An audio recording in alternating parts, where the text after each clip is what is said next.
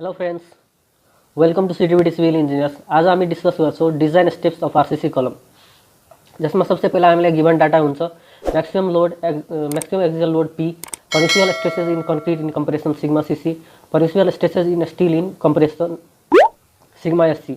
यदि हामीलाई रेक्टेंगुलर अथवा के भन्दाखेरि हामीलाई रेक्टेंगुलर अथवा सर्कुलर यदि कलम डिजाइन गर्नु भन्छ भने रेक्टेंगुलर कलमको लागि हामीलाई एउटा डाइमेन्सन दिएको हुन सक्छ।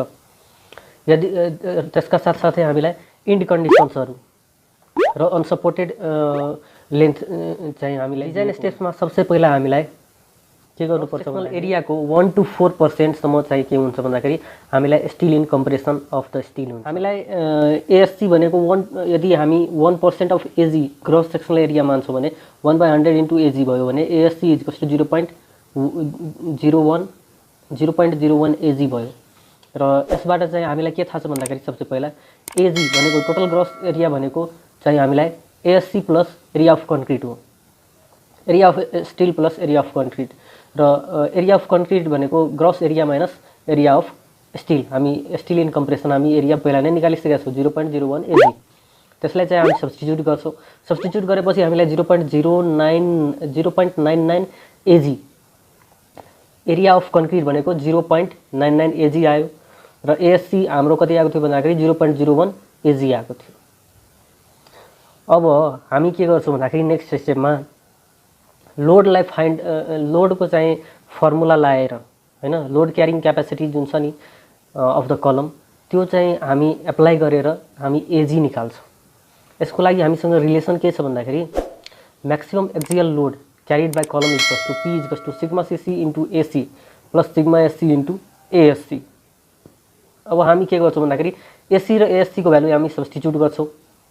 सब्स्टिट्युट गरेपछि हामीलाई के आउँछ भन्दाखेरि P equals to 0.99 AG into sigma CC plus 0.01 AG into sigma SC आउँछ। थर्ड स्टेपमा साथीहरू हामी के गर्छौँ भन्दाखेरि एजीलाई यदि हामी क्याल्कुलेट गर्छौँ, एजीलाई हामीले जुन क्याल्कुलेट गरिसकेका छौँ त्यसलाई चाहिँ हामीलाई जुन एरियाको जुन डाइमेन्सन हुन्छ नि त्यससँग हामी के गर्नुपर्छ भन्दाखेरि कम्पेयर गर्नुपर्छ अथवा हामीले त्यसलाई इक्वेट गर्नुपर्छ। Design the column as a square, rectangular और circular as per requirement. If one side of the rectangular column is given then find other side of the column. हामीलाई एउटा साइड दिएको छ भने अर्को साइड हामीलाई कलमको एउटा साइड दिएको हुन्छ भने हामी अर्को साइड चाहिँ हामी निकाल्न सक्छौँ, किनभने हामीलाई थाहा छ रेक्टेंगुलरको एरिया के भनेको भन्दाखेरि बी इन्टु ए हो। यसमा चाहिँ बी भनेको तपाईको लेन्थ भ्याल्यु, ए भनेको width of the column value. त्यसपछि यदि स्क्वायर छ भने ए इक्वल्स टु बी हुन्छ, B into B equals to AG भनेको B square equals to AG. अब बी डाइमेन्सन निकाल्नु पर्यो भने रुट ओभर एजी गर्छौँ हामी। जेनरली हामी चाहिँ के गर्छौँ भन्दाखेरि जेनरली हामी स्क्वायर सेक्सन भएको चाहिँ कलमलाई हामीलाई डिजाइनको given length, given unsupported length र इन्ड कन्डिसनबाट हामी के गर्छौँ हामीले युजिङ टेबल डिफ्रेन्ट इन्ड कन्डिसन्सको लागि चाहिँ डिफ्रेन्ट इफेक्टिभ लेन्थ हुन्छ। जस्तै कि effectively held in position and restrained against rotation at both ends भन्छ भने त्यसको लागि हामीलाई effective length 0.65 into unsupported length गर्नुपर्छ। त्यसै गरी effective length held in position, effectively held in position at both ends and restrained against restoration at one end only भन्छ भने 0.8 एल गर्छौँ हामी। एल भनेको अनसपोर्टेड लेन्थ। त्यसपछि हामीलाई यदि effectively held in position at both ends but not restrained against rotation at one end only भन्छ भने 1.0 एलले मल्टिप्लाई गर्छौँ हामी। एल भनेको अनसपोर्टेड लेन्थ हो। त्यसै गरी effectively held in position at restrained against at one end but other end is totally free भन्यो भने 2 इन्टु एल गर्छौँ हामी। त्यसपछि हामी के गर्छौँ भन्दाखेरि इफेक्टिभ लेन्थ निकालिसकेपछि इन्ड कन्डिसनहरू एप्लाई गरेर इफेक्टिभ लेन्थ निकालिसकेपछि हामी के गर्छौँ, कलम चाहिँ सर्ट हो कि लङ हो। यदि एल इफेक्टिभ बाई बी भनेको least dimension is less than equal to 12 भयो भने कलम के हुन्छ, सर्ट हुन जान्छ। त्यसपछि हामी के गर्छौँ भन्दाखेरि design is all right find ASC. त्यसपछि हामी के गर्छौँ एएससी निकाल्छौँ र हामीले diameter of the bar with minimum 4 bars with total sectional area ASC हामी के गर्छौँ भन्दाखेरि यसरी हामी डायमिटर अफ बार लिन्छौँ हैन, जसले गर्दा चाहिँ हामीलाई 4 वटा बार्स चाहिँ हामीसँग होस् मेन रेन्फोर्समेन्टको लागि, लङ्गिट्युडनल रेन्फोर्समेन्टको लागि। डिजाइन द हराइजन्टल लिङ्क्स, नेक्स्ट स्टेपमा हामी के गर्छौँ भन्दाखेरि हराइजन्टल लिङ्क्सलाई डिजाइन गर्छौँ। डायमिटर लिँदाखेरि हराइजन्टल लिङ्क्सको अथवा डायमिटर अफ लिङ्क बारको हामी के गर्छौँ 1/4 of the longitudinal bars, longitudinal बारको 1/4 diameter हामी लिन्छौँ, अथवा 5 mm अथवा 6 mm जुन भए पनि विच 1 इज ग्रेटर हामी के गर्छौँ त्यो प्रोभाइड गर्छौँ। त्यसपछि हाम्रो रह्यो स्पेसिङको कुरा। स्पेसिङ गर्दाखेरि हामी लिङ्क्स अथवा पिच स्पेसिङ गर्दाखेरि spacing of links or pitch should not be more than the least following. यो जुन गिभन कन्डिसनहरू छ योभन्दा चाहिँ लिस्ट हैन, योभन्दा चाहिँ लिस्ट हुनु भएन।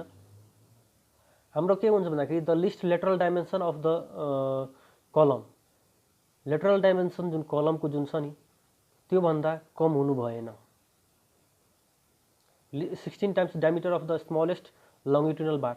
अब लङ्गिट्युडनल बार हामी प्रोभाइड गर्दाखेरि कुनै कुनै बेला चाहिँ डायमिटर बढी भएको कम भएको जुन चाहिँ हामीलाई आवश्यक हुन्छ त्यो अनुसार हामी के गर्छौँ भन्दाखेरि त्यसलाई युज गर्छौँ। युजमा लाउँदाखेरि हाम्रो जुन स्मलेस्ट जुन बारको डायमिटर हुन्छ नि त्यसलाई चाहिँ हामी के गर्छौँ भन्दाखेरि त्यसलाई 16 टाइम्स मल्टिप्लाई गर्छौँ र त्यसलाई चाहिँ स्पेसिङ अफ द लिङ्क्समा हामी युज गर्छौँ। अथवा 48 times the diameter of transverse और लिङ्क्स बार्स, यो जुन लिङ्क बार जुन हामी प्रोभाइड गर्छौँ त्यसको चाहिँ 48 टाइम्स हामी के गर्छौँ स्पेसिङ अफ द लिङ्क बारमा हामी चाहिँ युज गर्छौँ। यदि हाम्रो जुन छ नि लङ कलम भयो भने त्यो त योभन्दा पहिलाको थियो हाम्रो के कन्डिसन सर्ट कलमको लागि। अब लङ कलम भइदियो भने के गर्ने? लङ कलम हुन्छ भने हामी जुन गरिरहेको छौँ नि पहिलाको सबै चाहिँ स्टेप्सहरू सेम फलो गर्ने र जति बेला चाहिँ हामी कलम चेक गर्छौँ लङ कलम हो कि सर्ट कलम हो कसरी चेक गर्ने भन्दाखेरि L effective by B is greater than 12 भयो भने लङ कलम हुन्छ। अब एल इफेक्टिभ निकालेपछि हामी लङ कलम के छ भन्दाखेरि हामी क्याल्कुलेट गर्यौँ कि लङ कलम आयो भनेर। अब लङ कलम रिडक्सन फ्याक्टरलाई हामी क्याल्कुलेट गर्छौँ, CR इज कस to 1.25 minus L effective by 48B। अब यो क्याल्कुलेट गरिसकेपछि हामीले के गर्छौँ भन्दाखेरि सिग्मा सीसी जुन छ नि हाम्रो सिग्मा सीसीलाई अब मोडिफाई गर्नुपर्छ। कसरी मोडिफाई गर्ने भन्दाखेरि अब CR लिएर हामी के गर्छौँ मल्टिप्लाई गर्छौँ भने त्यो के हुन्छ मोडिफाई हुन्छ र सिग्मा ड्यास सीसी निस्किन्छ। त्यसै गरी सिग्मा ड्यास एससी निस्किन्छ, सेम प्रोसेसले मल्टिप्लाई गर्छौँ हामी CR लिएर रिडक्सन फ्याक्टर लिएर। त्यसपछिको नेक्स्ट स्टेपमा हामी के गर्छौँ एएससी फाइन्ड गर्छौँ। सर्ट कलममा हामी त्यतिकै एएससी फाइन्ड गऱ्यौँ हैन, तर लङ कलममा चाहिँ हामीले के गर्नुपर्छ भन्दाखेरि सेम जुन लोड क्यारिङ क्यापासिटीको जुन फर्मुला छ नि P इज कस to sigma dash CC into SC plus sigma dash SC into ASC त्यो हामी युज गरेर हामी एएससी पत्ता लगाउँछौँ। हाम्रो जुन एएससी इज कस टु 0.01 एजी थियो हैन, एससी इज कस टु 0.99 एजी थियो, त्यो चाहिँ हामी युज गरेर हामी के गर्छौँ एएससी को भ्यालु निकाल्छौँ र डिजाइन प्रोसिडियर यदि त्यसपछिको जुन हुन्छ नि हाम्रो लङ्गिट्युडनल बार्सको चाहिँ डिजाइन हामी के गर्छौँ सेम तरिकाले जसरी चाहिँ हामीले सर्ट कलमको लागि गरेका थियौँ सेम प्रोसेसलाई हामी फलो। क्लियर कभर स्याल बी 40 mm और the diameter of the main bar which is greater. अब के भयो भन्दाखेरि हामी के गर्छौँ क्लियर कभर मेनली चाहिँ 40 mm लिन्छौँ, हुँदैन भने यदि डायमिटर अफ द मेन बार त्योभन्दा 40 mm भन्दा पनि बढी छ भने हामी के गर्छौँ त्यसलाई डायमिटर अफ द मेन बारलाई हामी फाइन्डिङ्सलाई हामी के गर्छौँ भन्दाखेरि समरी बनाएर सबैले लेख्छौँ र लास्टमा चाहिँ सेक्सनल भ्यू अफ द कलम हामी जुन डिजाइन गरेका छौँ त्यसको चाहिँ सेक्सनल भ्यू चाहिँ हामी ड्रा गर्छौँ र त्यसमा चाहिँ डाइमेन्सन्सहरू दिन्छौँ। जति पनि लङ्गिट्युडनल बारको डायमिटर भइहाल्यो, त्यसपछि हामीलाई ट्रान्सभर्स लिङ्क्सको डायमिटर भइहाल्यो, त्यसपछि हाम्रो क्रस सेक्सन अफ द को डाइमेन्सन भयो अफ द कलम, सबैलाई चाहिँ हामी एज अ होललाई के गर्छौँ भन्दाखेरि ड्र गर्छौँ र फाइनली हाम्रो के हुन्छ डिजाइन स्टेप्स सकिन्छ। Thanks for watching the video, have a nice day.